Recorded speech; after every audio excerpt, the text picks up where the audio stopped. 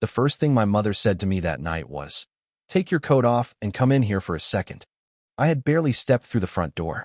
My keys were still in one hand. I could smell roast chicken and garlic from the kitchen, hear the television in the den, and somewhere deeper in the house my father was coughing in that dry, irritated way he always did in winter. For one stupid second I thought maybe she needed help opening wine or carrying something. Then she touched my elbow and steered me into the dining room. There were papers on the table. Neat stack. Tabs. A cover sheet. Not random mail. Not a bill somebody forgot to move.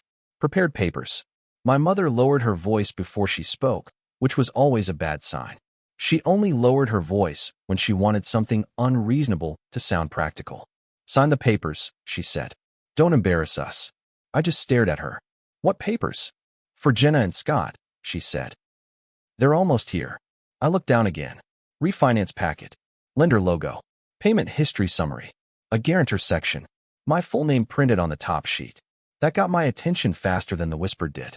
"Why is my name on this?" My mother folded her arms. "Because you're the guarantor." "No," I said. "You decided I was the guarantor." She gave me the exact same look she had used my entire life whenever I noticed something she wanted to glide past. Not anger yet. Annoyed disappointment. The face of a woman already irritated that reality was refusing to cooperate. "Can you not do this right now?" "Do what?" "Make everything sound ugly." That was one of her favorite tricks. Not deny the thing. Just object to the language. She explained it quickly, like she expected momentum to help her. Jenna and Scott were behind on the house. The lender gave them a path. They could refinance if they had someone more stable attached. Good income. Good credit. Somebody who understood paperwork and could help family through a rough patch. And there I was. I should explain something here. I was 32 then. My sister Jenna was 29. We grew up in the same house, ate the same food, listened to the same lectures, and somehow still ended up with completely different rules around us. Jenna was always sensitive, going through a lot, trying her best. If she made a mess, the room softened. If I objected to cleaning part of it, the room hardened. I was the dependable one. That sounds flattering until you live inside it long enough to understand what it really means. Dependable meant I remembered forms, dates, passwords, bills, and details nobody else wanted to hold in their head. Dependable meant if Dad got a strange email, he handed me the laptop. If Mom needed a complaint written, I was the one who drafted it. If Jenna locked herself into another financial problem, everybody spoke in circles until the room somehow tilted toward me. Not always for money. Sometimes time. Sometimes rides. Sometimes paperwork. Sometimes just my patience. But the role was always the same. Useful. By the time I moved out and built a decent adult life, that role had calcified. I had a stable job as a logistics coordinator for a construction supplier, a rented apartment I could afford, an older car paid off in full, and a credit score I was embarrassingly proud of because I had earned it the boring way. No magic. No inheritance. Just on-time payments and saying no to stupid stuff. My mother had been noticing that for years. She asked how much I had in savings when I was 24. Got offended when I didn't tell her. My father once suggested I co-sign Jenna's first apartment lease because she just needed one good chance. I lent Jenna $600 after she got behind on rent in her mid-20s and never saw all of it again. A Christmas before this, my mother told an aunt, within earshot of me, "Well, if anything serious ever happened, Matthew's the stable one. Thank God." At the time I heard it as clumsy praise. Standing over those refinance papers, I finally heard it correctly. Inventory. "When were you going to tell me about this?" I asked. "I'm telling you now." "No. You're handing me paperwork with my name on it and telling me not to embarrass you." She glanced toward the kitchen. "Your sister is under enough stress. Then maybe don't build a trap dinner around her." Before she could answer, the front door opened and Jenna's voice floated in from the hallway. "We brought the pie." Then Scott came in behind her carrying a grocery bag and that worn-out neutral expression I had come to associate with him. He was one of those men who survived on tiredness. Never loud enough to be the obvious villain. Just always in trouble in ways that somehow demanded help from other people. Jenna saw the papers and stopped. "Oh, you already told him." "Already told him." Like I was behind schedule on my own ambush. "No one said sorry. No one said we should have called you." Jenna just tucked hair behind her ear and said, "I know this is awkward." Awkward. Like somebody had brought up politics over dinner. Scott tried the reasonable man routine. We wouldn't ask if it wasn't serious. You didn't ask, I said. You printed my name first. Jenna said Mom just wanted everything organized so we knew what we were talking about. That line sounded exactly like something my mother had fed her earlier. I sat down because I didn't want to keep standing there like a suspect. Walk me through it, I said. That surprised them. Scott explained that they'd fallen behind on the mortgage after a bad run. Work came in late. One client didn't pay. Jenna had cut hours because childcare costs were eating them alive. The bank had started talking in a different tone. Refinance might save the house, but the lender wanted stronger backing. How far behind? I asked. 3 payments, Jenna said. Scott corrected her without looking at her. 3 and part of another. That told me more than the packet did. They still weren't even coordinated in how they told the story. And you need a guarantor because? Scott spread his hands. Because they got nervous. I almost laughed. Banks don't get nervous. They get numbers. That didn't go over well. Dinner started 15 minutes later, and from outside the house it probably looked normal. Roast chicken, potatoes, wine. My father opening the bottle. My mother carving like she was hosting a church supper instead of a legal ambush. Jenna barely touching her food. Scott trying to act like a man having a hard conversation, not a man who had already let someone else line up another person's credit for him. The papers stayed on the sideboard in plain view the whole time, like a reminder nobody was supposed to acknowledge directly. For 10 minutes they talked about ordinary things. Brent's roofing work. Aunt Carol's bad hip. My job. The weather. Grocery prices. The kind of filler families use when they're building emotional weight around a real subject. Then my mother set down her fork and said, Scott was saying they may be able to lock a better rate if this gets finished quickly. There it was. Nobody answered. She looked at me. That's assuming everybody wants to help, I said. My father's jaw tightened. Can we not drag this out all night? I'm not the one who printed my name on a guarantee packet before calling me. My mother said nobody had done anything maliciously. That word came up a lot in my family whenever someone wanted to lower the standards. As if behavior only counted as wrong if it came with a cartoon grin and a confession. Scott tried again. We're not asking you to pay our mortgage. Just help stabilize things long enough for us to get out of the hole. Those phrases always sound reasonable until you've lived through enough of them. Just for now. Just until things settle. Just so we can breathe. They always leave the risk with the person who was asked to be generous. I asked how 4 missed payments had happened before anyone told me anything. Jenna started crying almost immediately. Not a huge scene. The quieter kind. Hands over her face. Breath catching. The exact kind of crying that had moved rooms in her favor since she was a teenager. My mother snapped. Look at what you're doing. That line is probably carved into the walls of half the bad homes in the world. Not look at the situation. Not look at the choices that got us here. Look at what you're doing. I stayed longer than I should have. That's just the truth. Old habits are sticky. Some part of me still wanted to find the version of no that would not explode the room. There wasn't one. By dessert, my mother was trying the soft route. You don't need to decide tonight. But you do need to stop reacting and think. As if I'm having a mood and not reading a risk, I said. Jenna asked if I would really be okay watching them lose the house. My father said I could solve this with one signature. Scott kept talking like we were still negotiating. My mother kept acting like the real sin was tone and timing, not preloading me into their debt.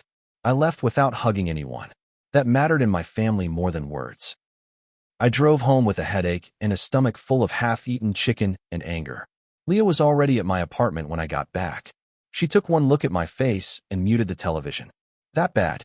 They had my name printed on the packet. What? I told her everything. The whisper in the dining room. The guarantor section. The crying. My father saying I could solve it in one signature. The fact that nobody in that house seemed shocked by the role they had assigned me. Leah asked the first smart question anybody had asked that night. Did they already talk to the lender about you? I stared at her. I don't know.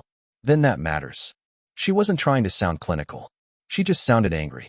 That night my phone started vibrating before I had finished the story. Mom. Dad. Jenna. Mom again. I opened the texts. You humiliated your sister. You didn't need to turn that into a scene. I honestly didn't think you'd do this to us. Then Scott texted me. I know tonight got heated. We really need to revisit this when people cool down. That line made my skin crawl. Not because it was dramatic. Because it was clean. Adult looking. Reasonable on the surface. The kind of message that hides coercion inside tone. I texted back, "There is nothing to revisit. I'm not signing anything." He answered almost immediately, "You haven't even looked at all the options yet." Then I sent the only thing that mattered. "Do not put my name on anything else. Do not tell anyone I agreed to anything. I mean it." He replied, "No one is trying to trap you." Leah read that and said, "That is not the text of an innocent person." She was right. I barely slept. Not because I was reconsidering. That part was over. I was not signing. What kept me awake was the assumption around it. The sense that the dinner hadn't been the first conversation, just the final step in a process that had already started moving without me. The next morning I called Jenna. I wanted to hear how she would tell the story without my mother standing over her shoulder. I asked one simple question first. "How long have you known they wanted me on the refinance?" Pause. "We talked about it last week." There it was. Not a spontaneous, desperate idea over chicken and wine. Planning. A week at least. And whose idea was it? Another pause. Then she said, "Mom brought it up first." That hit me harder than I expected, not because it surprised me, but because it completed the picture so neatly. My mother had looked at my sister's financial trouble and, almost immediately, looked for me, not as a person to ask, as a solution to install. Then I asked the question that mattered more. Did anyone speak to the lender about me before I agreed? Jenna tried to soften it. Scott had only asked what would be needed if a stronger family member came on. It wasn't formal. It wasn't a full application. It was just a conversation. Then I made her answer the actual question. "Yes," she said. "He gave your name." I shut my office door and sat down. There it was. My name had entered lender discussions before I got a phone call. That moved the whole thing out of ugly family dinner and into something colder. They had not just hoped I would help. They had planned around my consent. I said, "You had no right." Jenna cried again. She said I was acting like they were trying to steal from me. That line told me how broken her scale was. If they weren't forging my signature or draining my bank account, then what they had done still lived in the soft gray zone my family loved. Ugly maybe, but discussable, forgivable. Family. I told her to stop thinking in terms of theft and start thinking in terms of consent. Then I hung up before the crying could become another hour of guilt. From there the pressure changed shape. My mother sent long, wounded texts about sacrifice and family. My father sent shorter ones about privacy and keeping things inside the family. Scott kept trying the adult, rational voice. Jenna played hurt. Then my mother went public without technically going public. Facebook. Of course. A vague post about how a mother learns painful truths when the child she raised forgets what family means. 30-something likes. Comments from women I had known since church. Prayers. Sympathy. The usual wallpaper of moral stupidity. Leah looked at the screenshot and said, "She's laying groundwork." That was exactly what it was. She wanted the room preset in advance. If I pulled away, she wanted people already warmed up to the version where she was the heartbroken mother and I was the cold son. By Friday, they had spread it far enough that Aunt Carol called. Then Grandma. Grandma's call was the only one I answered. Her voice was papery and tired and trying hard not to get dragged into a role she had already been assigned anyway. She said families shouldn't come apart over money. I said this wasn't about money. It was about them using my name before asking me. She asked if it was really that serious. I said if anyone else on earth had done it, nobody would be telling me to calm down and protect family peace. That made her quiet. Then she asked if I was still coming to my parents' anniversary dinner on Sunday. I hesitated too long. She noticed. "Oh," she said softly. That nearly got me. Not because I thought I was wrong. Because she was the only person in the whole system who still felt like a person instead of a mechanism. Leah told me not to go unless I wanted another stage built around me. She was right. I went anyway. That was my mistake. Or maybe my last necessary one. Hard to say. The house looked normal. That was the worst part. Pasta, garlic bread, wine, family small talk. Brent there because he somehow ended up at every family thing by geography and manners. Aunt Carol smoothing the air just by breathing. Grandma looking tired but trying. For 20 minutes, nothing happened. Then my mother said she hated when family tension hung over what should be a happy meal. That was her opening note. From there it moved exactly the way Leah predicted. My mother framing the room. My father pretending distance. Jenna already close to tears. Scott waiting for the right moment to sound reasonable. Me becoming the problem because I would not agree to play my assigned role. When I named what they had done, Brent finally asked the one plain question nobody else wanted to ask. They actually spoke to the lender about you already? Silence answered before anyone did. Grandma looked at my mother and asked, "Did you ask him before all this?" That line mattered because it came from her.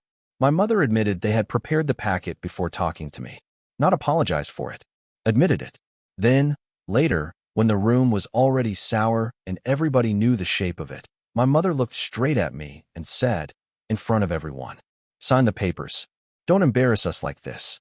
There it was. The real center of the story. Not the house. Not Jenna. Not family duty. Not financial strain. Image. Control. Obedience.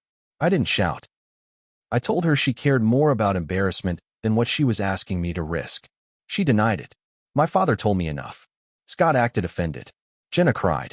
Aunt Carol tried to calm everybody down because that was all she knew how to do.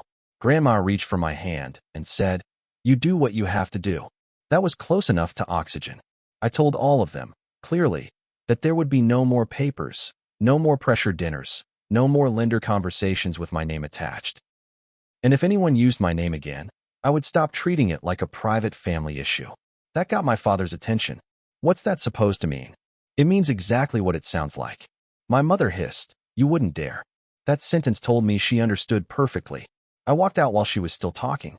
Outside, my father followed me to the porch and tried one last angle. He told me I was making a permanent decision out of temporary pressure. Then, when that didn't work, he told me that if my mother had some sort of heart episode over this, he hoped I could live with myself. I looked at him and said, "That's disgusting." Then I got in my car and left. At the first red light, I blocked my mother. Then my father. Then Scott. Then, after a long, ugly pause, Jenna too. That was the real break. Not the dinner. Not the driveway. The block list. Because until then some part of me had still been behaving like this was salvageable if I said the right thing in the right order and kept my voice calm enough. Blocking them meant I was finally admitting I did not have a communication problem. I had an access problem. Aunt Carol emailed the next day asking me not to do anything permanent while everyone was emotional. That line told me exactly how the story was being sold in other rooms. One painful week. Bad feelings. Stress. Miscommunication. Not my name being worked into paperwork before consent. I didn't answer. That was the hardest new habit. Silence. Not because I had nothing to say. Because I did. Too much. But every answer would have pulled me back into the same machine. Explain yourself. Defend your no. Soften your refusal. Protect the room. Make everybody else comfortable with your boundary. No.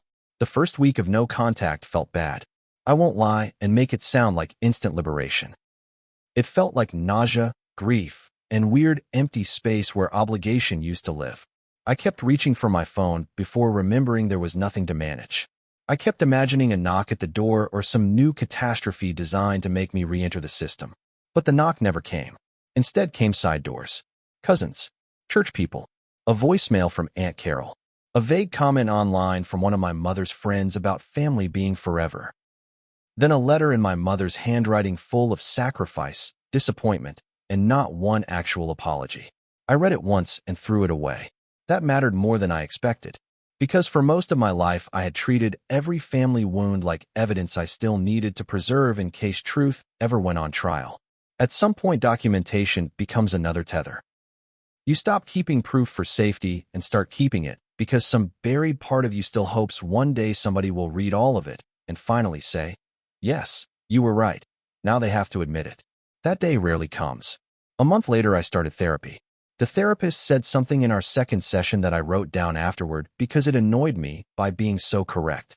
It sounds like your family experiences your stability as communal property. That was exactly it. Not son. Not brother. Backstop. A person with functioning credit and enough discipline to be volunteered. The more distance I got, the more obvious old patterns became. My mother had always treated privacy as selfishness. My father had always treated silence as wisdom even when he was just avoiding conflict until my mother did the dirty work first. Jenna had always been allowed to stay blurry around responsibility because the family preferred her soft and dependent to uncomfortable and adult. And me? I had spent years confusing being useful with being loved. That's the kind of realization that doesn't come with a soundtrack. It comes while you're sitting in an office looking at a plant in the corner, and wishing the therapist would shut up because he's saying the thing you already knew in your body but had never wanted to say out loud. Grandma was the only one I kept speaking to. Every few weeks she called, usually to discuss ordinary things first. Weather, tomatoes, her back, grocery prices, Leah, work. Then, once in a while, one honest sentence. Your mother has always been difficult. Your father thinks silence makes him look noble. Families get used to the wrong shape and start calling it normal. She never gave me a grand speech, never apologized for the whole bloodline, but she said enough. Then one summer afternoon, after we talked about almost nothing for 20 minutes, she said, very quietly, I don't think you were wrong. I cried after we hung up. Not because that fixed anything, because it didn't. That was the point. It changed no logistics, no bank records, no inheritance of pain, no relationship status. It just gave me one small clean sentence of reality from inside the system. Sometimes that is more mercy than people understand. Grandma died the next winter. Stroke. Fast. I went to the funeral for her, and only for her. My parents were there. Jenna and Scott too. It had been almost a year. My mother looked older. My father looked exactly the same. Jenna looked wrecked. No one approached me during the visitation. After the burial, my father finally came over. For one ridiculous second I thought grief might have made him honest. Instead he said, your grandmother hated this distance. That was when I knew there was nothing left to negotiate. Not because the line surprised me. Because it didn't. Same machinery. New setting. Dead woman used as leverage. I told him I wasn't doing this there and walked away. That was the last time I saw him. It has been a little over 2 years now. I still don't speak to my parents. I don't speak to Jenna or Scott either. From what I hear, through the background leak every family produces even when you leave it, they kept the house for a while and then sold it anyway after another bad stretch. That didn't satisfy me. By the time reality caught up, I had already done my grieving. Leah and I live together now in a townhouse with a little backyard and enough kitchen light in the morning to make ordinary life feel expensive in the best way. The first year after no contact, quiet still felt suspicious to me. I kept waiting for the next blow, the next demand, the next moral emergency, the next call that began with, can I ask you something? It took time to understand that peace can feel boring at first when chaos has been teaching your body what love sounds like. Now I know better. People sometimes ask whether I'll ever reconcile. No, not because I enjoy distance, not because I'm punishing anybody, because reconciliation without accountability is just renewed access. And that was always the real issue. Not one dinner, not one packet, not one refinance. Access. My family did not just want help. They wanted the right to build decisions around me before I was even in the room. They wanted my stability available on command. They wanted my no to become negotiable the second enough pressure entered the space. That is not closeness. That is not family duty. That is not love, at least not in any form I am willing to live inside again. I did not cut them off because they asked for help. I cut them off because they treated my answer like a technicality. That difference matters. It took me 32 years, 2 family dinners, 1 driveway threat, and a lot of ugly silence to finally understand it cleanly. But once I did, everything else got simpler. Harder emotionally, simpler structurally. I am no longer the person they volunteer first. My name belongs to me before it belongs to anybody else. And the sentence my mother whispered at the start of all this, the one meant to make shame do the heavy lifting where honesty had failed, means nothing to me now. Sign the papers. Don't embarrass us. No, I didn't. And that was the first real thing in that family that had been mine all the way through.